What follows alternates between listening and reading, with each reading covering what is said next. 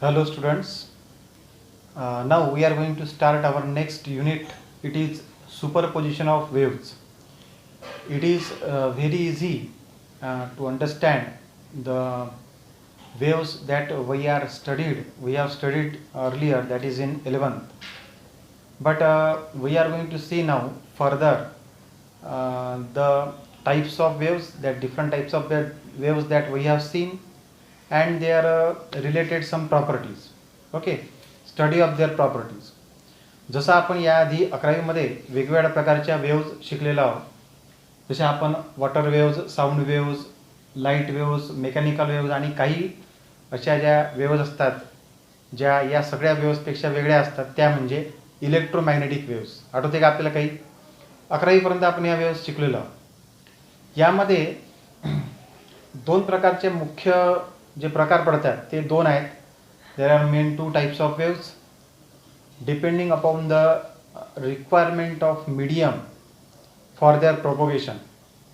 That means mechanical waves is the first type of wave which will require particles to oscillate or particles to vibrate, or there will be disturbance for the particles, and therefore they require particles, that is the medium for their propagation. And another type of waves, that is electromagnetics or EM waves, which does not require any type of material medium or particles for their propagation. In this way there are two types mainly, mechanical waves and electromagnetic waves. For example, sound waves are mechanical waves. Electromagnetic waves does not require medium, but mechanical waves requires a medium.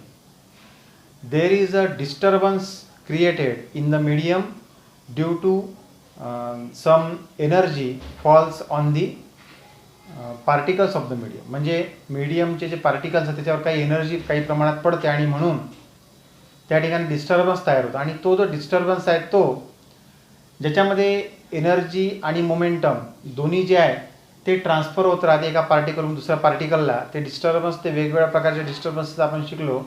ते elastic collisions असं आपण शिकलो होतो, आठवते आपल्याला? Elastic, non elastic. Elastic प्रकारचे collisions या ठिकाणी होतात आणि म्हणून ते पार्टिकल्स जे आहेत ते ट्रान्सफर करतात एनर्जी आणि मोमेंटमला. अशा प्रकारे एनर्जी मोमेंटम ट्रान्सफर होते, परंतु मॅटर ट्रान्सफर होत नाही किंवा मटेरियल पार्टिकल इकडून तिकडे जात नाही. तर तो जागेवर शॉर्ट ड्युरेशनसाठीच फक्त काय होतो? व्हायब्रेट होतो, ज्याला आपण पिरियडिक व्हायब्रेशन्स असं म्हणतो. फॉर एक्झाम्पल, जर आपण साऊंड वेव्ह पाहिली तर त्या ठिकाणी साऊंड वेव्हमध्ये एखाद्या पॉईंटवर, पार्टिकलवर, एखाद्या हवेतल्या एखाद्या पार्टिकलवर जर साऊंड वेव्ह पडली, जसं आता माझ्या तोंडातला आवाज आहे तो बाहेर पडत आहे, तो एखाद्या पार्टिकलवर पडला तर तो अशा प्रकारे व्हायब्रेट होतो. असा आवाज आहे, साऊंड एनर्जी त्यावर इन्सिडेंट झाली तर तो असा व्हायब्रेट होतो.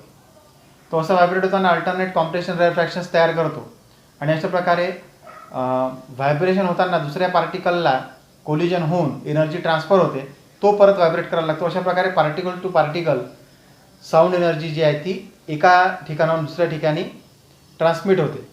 अशा प्रकारे आपण याला पार्टिकलच्या disturbance through sound energy transfer होताना पाहू शकतो. जिथे आपल्याला पार्टिकलची गरज असते, अशा प्रकारे जिथे पार्टिकलची गरज आहे ते मेकॅनिकल वेव्ज झाले. आणि अशा प्रकारे आपण फक्त मटेरियलचे पार्टिकल्स फक्त व्हायब्रेट होताना पाहतो. ते मटेरियलचे पार्टिकल्स एका ठिकाणाहून दुसऱ्या ठिकाणी एनर्जी स्वतःहून घेऊन जात नाही, तर ते व्हायब्रेट होऊन दुसऱ्या पार्टिकलला कोलाइड होताना एनर्जी ट्रान्सफर करतात. अशा प्रकारे ट्रान्सफर ऑफ एनर्जी होत राहते. असं उदाहरणार्थ आपण बऱ्याचशा वेव्ज अशा आपण पाहिलेल्या आहे साऊंड वेव्हसारख्या, ज्या आपण याच्यामध्ये मेनली पाहणार आहोत ते साऊंड वेव्ज आहे, म्हणून आपण त्याचे उदाहरणच पाहत आहोत. तर हे झाले मेकॅनिकल वेव्ज, जिथे डिस्टर्बन्स क्रिएट होते, मटेरियल पार्टिकल्सची आवश्यकता असते आणि ते डिस्टर्बन्स पिरियडिक व्हायब्रेशन्स थ्रू एका पार्टिकलवरून दुसऱ्या पार्टिकलवर, म्हणजेच एका ठिकाणाहून दुसऱ्या ठिकाणावर काय होते? ट्रान्सफर होत राहते. बरोबर आहे की? तर दुसऱ्या प्रकारच्या वेव्ज म्हणजे इलेक्ट्रोमॅग्नेटिक वेव्ज. इलेक्ट्रोमॅग्नेटिक वेव्ज ह्या जिथे मटेरियल मीडियमची आवश्यकता राहत नाही, जशा लाईट वेव्ज आहेत, सूर्यापासून आपल्यापर्यंत लाईट पोहोचतो त्यावेळेस आपल्याला मधात व्हॅक्यूम म्हणजे कुठल्याच प्रकारचं वातावरण नसताना वातावरणातले पार्टिकल्स नसतात. There is no need of material medium but light wave can also travel through vacuum. These are electromagnetic waves. आता आपण इथे ज्या प्रकारच्या वेव्ज रिक्वायर्ड नाही आहे, ज्यांना मीडियम रिक्वायर्ड नाही आहे, अशा प्रकारच्या वेव्ज म्हणजे EM वेव्ज ज्या आहेत त्यांच्याशी रिलेटेड असणारं काही गोष्टी मी तुम्हाला जसं सांगितलं, जिथं रिक्वायरमेंट नाही आहे रिक्वायरमेंट, पण जिथं मेकॅनिकल वेव्ज आहे, जिथे आपल्याला मटेरियल मीडियमची रिक्वायरमेंट राहते, अशा प्रकारच्या वेव्हशी संबंधित असणारे काही प्रॉपर्टीज त्यांच्या मेकॅनिकल वेव्हच्या, जशा रिफ्लेक्शन, त्यांचं रिफ्लेक्शन झालं, प्रिन्सिपल ऑफ सुपरपोजिशन किंवा वेगवेगळे फिनॉमिनॉन्स, त्यांचे ॲप्लिकेशन, स्टेशनरी वेव्ज, बीट्स, त्यांचे ॲप्लिकेशन्स, ह्या सगळ्या गोष्टी आपण या ठिकाणी या चॅप्टरमध्ये शिकणार आहोत. तत्पूर्वी आपण सुरुवात प्रोग्रेसिव्ह वेव्ह नावाच्या वेव्हच्या एका प्रॉपर्टीनुसार करू. आपण असं म्हणू आपण की एखादी वेव्ह जी आहे ती प्रोग्रेसिव्ह वेव्ह कधी असते, त्यानुसार आपण त्या वेव्हला प्रोग्रेसिव्ह वेव्ह असं म्हणू शकतो, ते आपण पाहू. तर एखादी वेव्ह जी आहे, अशा दोन प्रकारच्या वेव्ह आपण पाहू शकतो. जी प्रोग्रेस करत जाते, जी समोर समोर जाते, ती म्हणजे प्रोग्रेसिव्ह वेव्ह. जी एकाच ठिकाणी राहते ती म्हणजे स्टेशनरी वेव्ह. प्रोग्रेसिव्ह वेव्ह म्हणजे समजा आपण पाण्यामध्ये मधातला दगड टाकला तर त्याच्यामध्ये डिस्टर्बन्स तयार होतो आणि त्याच्या आजूबाजूला असे सर्क्युलर आपल्याला वेगवेगळे रिपल्स तयार झालेले दिसून येतात वॉटर्समध्ये. If any type of particle of the water is vibrated along its mean position, then its vibration goes on transferring from one particle to another particle. This transfer of disturbances will carry that energy from one point to another point. म्हणजे त्या पाण्याच्या काठापर्यंत ते disturbance जाऊन पोहोचतात. ती energy जी आहे, जी आपण पाण्याच्या एका बकेटमध्ये पाणी घेतलं आपण आणि मधात सेंटरला जर आपण एखादा ठिकाणी टच करता किंवा आपण दगड जर टाकत आहोत, तर तिथले डिस्टर्बन्स आहे ते शेवटपर्यंत जातात. ते डिस्टर्ब जातात म्हणजे ती एनर्जी जी आहे ती वॉटरचे पार्टिकल्स डिस्टर्ब होताना, त्यांचे व्हायब्रेशन होताना एका ठिकाणी दुसऱ्या ठिकाणी घेऊन जातात. ते काही काळ शॉर्ट ड्युरेशनसाठीच फक्त डिस्टर्ब होतात. कम्प्लिटली मटेरियल पार्टिकल एका ठिकाणी दुसऱ्या ठिकाणी पोहोचत नाही. म्हणजे पाण्याचा पार्टिकल हा पहिल्या ठिकाणाहून जिथे डिस्टर्बन्स क्रिएट झाला तिथून तर शेवटपर्यंत पोहोचत नाही, तर तो जाग्यावर व्हायब्रेट करून दुसरीकडे फक्त एनर्जी ट्रान्सफर करताना आपल्याला दिसून येतो. शॉर्ट ड्युरेशनसाठी हे व्हायब्रेशन्स असतात. हे डिस्टर्बन्सेस जे प्रोड्यूस होतात ते पार्टिकलला मूव्ह करत नाहीत, पार्टिकलला फक्त व्हायब्रेट करतात. अशा प्रकारे फक्त व्हायब्रेट होताना पार्टिकलची आपल्याला पोझिशन दिसते. आपल्याला डिस्टर्बन्स याचा अर्थ काय की अशा प्रकारची वेव्ह जी समोर चालली आहे ती म्हणजे काय, डिस्टर्बन्स प्रोड्यूस होते, ते ट्रॅव्हल होते एका पर्टिक्युलर डायरेक्शनला आणि कंटिन्युअसली ते एका पॉईंटहून दुसऱ्या पॉईंटला ट्रान्सफर होत राहते डिस्टर्बन्स. अशा प्रकारच्या वेव्हला आपण प्रोग्रेसिव्ह वेव्ह असं म्हणू शकतो. उदाहरणार्थ साऊंड वेव्ह, ज्या ठिकाणी आपण अल्टरनेट कॉम्प्रेशन अँड रेफ्रॅक्शन्स जे आहेत ते पाहू शकतो. लक्षात आलं, ही झाली प्रोग्रेसिव्ह. आता याचे काही प्रॉपर्टीज आहेत जे आपण आता पाहणार आहोत. प्रोग्रेस करणारी वेव्ह म्हणजे एका ठिकाणी न थांबता एका ठिकाणावर दुसऱ्या ठिकाणी जाणारी वेव्ह म्हणजे प्रोग्रेसिव्ह वेव्ह. त्याचे काही प्रॉपर्टीज आहेत ते आता आपण पाहू. Now properties of progressive waves. Progressive waves have some properties which they possesses that we can see. There are some properties of progressive waves. Progressive wave म्हणजे समोर जाणारी वेव्ह असं आपण पाहिलं होतं. त्याचे काही प्रॉपर्टीज आहेत. जसं आता प्रत्येक पार्टिकल जो आहे वेव्हचा तो व्हायब्रेशन करत असतो. आपण पाहिलं होतं की प्रत्येक पार्टिकल हा व्हायब्रेट करतो, त्याच्या मीन पोझिशनपासून असा किंवा असा व्हायब्रेट करतो, बरोबर आहे की नाही. समजा त्याच्यावर कोणत्याही प्रकारची एनर्जी इन्सिडेंट झाली आणि तो असा जर व्हायब्रेट करत असेल तर तो असाच व्हायब्रेट करेल. असं नाही पहिल्यांदा तो असा व्हायब्रेट करताय नंतर तो असा करेल, असं होणार नाही. म्हणजे सेम टाईप ऑफ व्हायब्रेशन्स जे आहेत ते त्या पार्टिकलमध्ये आपल्याला दिसून येतील. तसंच आपण याच्या आधी ऑसिलेशनमध्ये सिम्पल हार्मोनिक मोशन जे पाहिलं होतं त्यामध्ये सुद्धा तसं होतं. सिम्पल हार्मोनिक मोशन सारखीच मोशन या ठिकाणी पार्टिकल परफॉर्म करताना आपल्याला दिसून येईल. म्हणून पहिला पॉईंट जो आहे तो म्हणजे each particle perform same type of vibrations as in succession. Secondly, all the particles which are vibrating about their mean position have. जो पार्टिकल प्रत्येक पार्टिकल जो काही व्हायब्रेट करत आहे त्याला पिरियड राहते, फ्रिक्वेन्सी राहते, त्याचा ॲम्प्लिट्यूड राहते, म्हणजे वेव्ह तयार होते एक प्रोग्रेसिव्ह वेव्ह.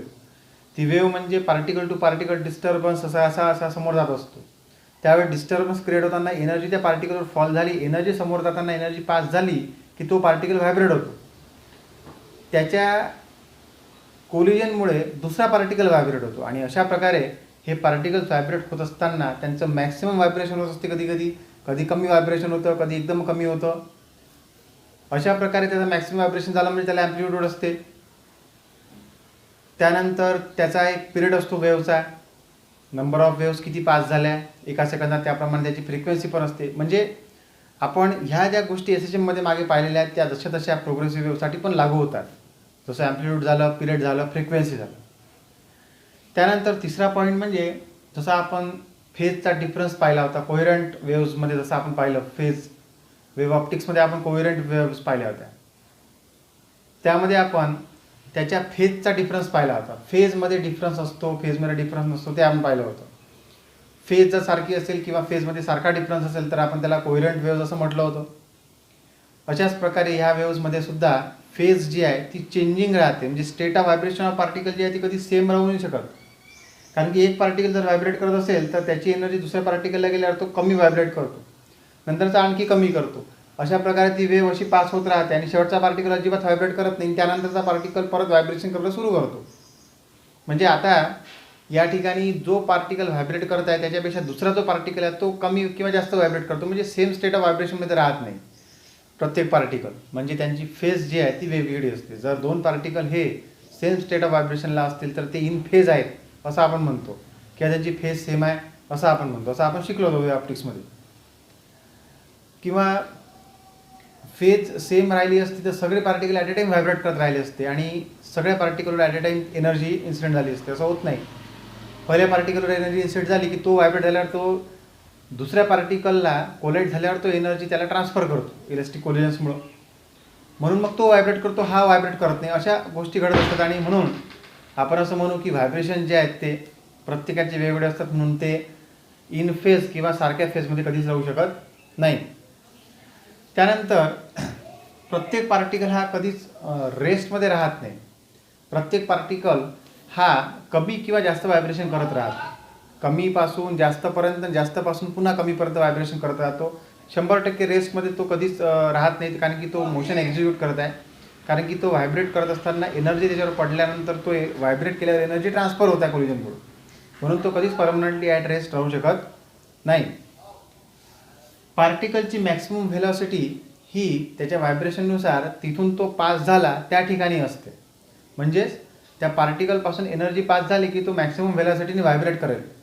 तीच त्या वेव्हची व्हेलॉसिटी असं सुद्धा आपण म्हणू, किंवा आपण ते पुढे पाहणार आहोत. त्यानंतर पुढच्या पॉईंटमध्ये during the propagation energy is transferred in the form of wave. म्हणजे वेव्ह अशी ट्रान्सफर होत आहे. वेव्ह ट्रान्सफर होताना पार्टिकल व्हायब्रेट करतो, वेव्ह अशी क्रिएट होत जाते. पार्टिकल व्हायब्रेट केल्यावर त्याचं व्हायब्रेशन कमी किंवा जास्त होतं, पण तो जागेवरच थांबतो, तो समोर जात नाही. तर त्याचे डिस्टर्बन्सेस फक्त समोर जात असतात. म्हणून आपण त्याला काय म्हणू शकतो की there is only transfer of wave और transfer of energy through particle to particle, but there is no actual transfer of particle और ट्रान्सफर ऑफ मॅटर. ओके. त्यानंतर वेव्ह प्रोग्रेशन जे आहे ते मीडियममधून होत असताना, कोणत्याही प्रकारच्या मीडियममधून होत असताना त्याला एक पर्टिक्युलर व्हेलॉसिटी राहते. ती व्हेलॉसिटी म्हणजे त्या पार्टिकलची आणि त्या मीडियममध्ये असणाऱ्या पर्टिक्युलर मीडियममध्ये वेगवेगळ्या प्रकारचे पार्टिकल असू शकतात. म्हणजे एअर मीडियम आहे, तिथे डेन्सिटी कमी जास्त असते, त्याचे पार्टिकल वेगळे असतात. दुसरं एखादं मीडियम आपण घेतलं तर त्याचे पार्टिकल्स वेगळे असतात. सॉलिड, लिक्विड, गॅसेस वेगवेगळ्या प्रकारचे मीडियम पण असू शकतात.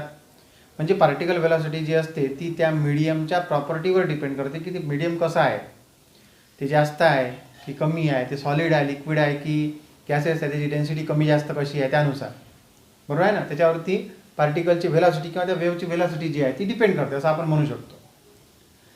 त्यानंतर प्रोग्रेसिव्ह वेव्ह जी आहे ती दोन प्रकार असू शकते, ट्रान्सव्हर्स किंवा लॉन्जिट्युडिनल वेव्ह. आता ट्रान्सव्हर्स वेव्ह म्हणजे काय, पुढच्या पॉईंटमध्ये म्हटलेलं आहे. ट्रान्सव्हर्स वेव्ह म्हणजे काय, particles of the medium vibrate in a direction perpendicular to the direction of propagation of wave. म्हणजे परपेंडिक्युलर अशा प्रकारे वेव्ह समोर जात आहे तर ते असे जर व्हायब्रेट करत असतील तर त्याला आपण ट्रान्सव्हर्स व्हायब्रेशन असं म्हणतो. आणि ते असे जर व्हायब्रेट करत असतील तर त्यांना लॉन्जिट्युडिनल वेव्ह असं आपण म्हणतो. म्हणजेच काय, when the particles vibrate in the direction of propagation of the wave then it is called as longitudinal wave. दोन प्रकारचे वेव्ह लक्षात आलं असेल तुमच्या, ट्रान्सफरस वेव्ह आणि लॉन्जिट्युडनल वेव्ह. ट्रान्सफरस वेव्ह म्हणजे त्याचे व्हायब्रेशन्स पार्टिकल ज्या डायरेक्शननी वेव्ह जात आहे त्या डायरेक्शननी व्हायब्रेट न करता त्याच्या परपेंडिक्युलर डायरेक्शननी व्हायब्रेट करेल तर ते ट्रान्सफरस वेव्ह झाली. ज्या डायरेक्शननी वेव्ह जाते त्या डायरेक्शननी व्हायब्रेट करेल तर ती लॉन्जिट्युडनल वेव्ह झाली. एकदम सोपा आहे. दोन प्रकार आपण डिटेलमध्ये पुढे पाहणारच आहोत. याच्याशी रिलेटेड अनेक प्रॉपर्टीसुद्धा आपण पाहणार आहोत. आता यातली ट्रान्सफरस वेव्ह जी आहे किंवा लॉन्जिट्युडनल वेव्ह आहे, दोन्ही प्रकारच्या वेव्ह ज्या आहेत त्या मेकॅनिकल वेव्हच झाल्या समजा, त्या सॉलिडमधून प्रोपोगेट होऊ शकतात. परंतु लिक्विडमधून जर आपण फ्लुइडमधून किंवा कोणत्याही प्रकारच्या लिक्विडमधून पाहिलं तर ती ट्रान्सफरस वेव्ह प्रोपोगेट न होता फक्त लॉन्जिट्युडनल वेव्हच प्रोपोगेट होत असते. Only longitudinal wave can propagate through the fluids. म्हणजे मेकॅनिकल वेव्ह जी आहे ती वेगवेगळ्या प्रकारची असू शकते आणि ती सॉलिड किंवा लिक्विडमधून पास होऊ शकते. ती मीडियमवर डिपेंड राहते आणि कशावरून किती प्रमाणात ती पास होते त्या मीडियमवर डिपेंड करते. जर तुम्ही फ्लुइड मिडियम घ्याल तर तुम्हाला सॉलिड वेव्ह जी आहे ती फ्लुइड मिडियमपासून पुढे जाताना दिसणार नाही. त्याचं कारण आपण पुढे आता पाहणारच आहोत. लक्षात आलं की नाही. या चॅप्टरमध्ये पुढे रिफ्लेक्शन ऑफ वेव्ज नावाचा टॉपिक आहे, त्यामध्ये त्याचं कारण आपल्याला दिसून येईल. तर फक्त फ्लुइडमधून जाणारी वेव्ह जी आहे ती कोणती आहे, लॉन्जिट्युडनल वेव्ह. या सगळ्या प्रॉपर्टीज आहेत, 10 प्रॉपर्टीज एकदम सोप्या आहेत. जास्तीत जास्त पाठ करा आणि जेवढ्या मार्काला विचारलं तेवढ्या प्रमाणात तेवढ्या प्रॉपर्टीज आपल्याला लिहायच्या. 2 मार्कासाठी विचारलं 2 किंवा 4 प्रॉपर्टीज तुम्हाला विचारल्या जातील, तिथं लिहिलेलं असेल तेवढ्या प्रमाणात प्रॉपर्टीज आपल्याला तिथे लिहायच्या. ठीक आहे.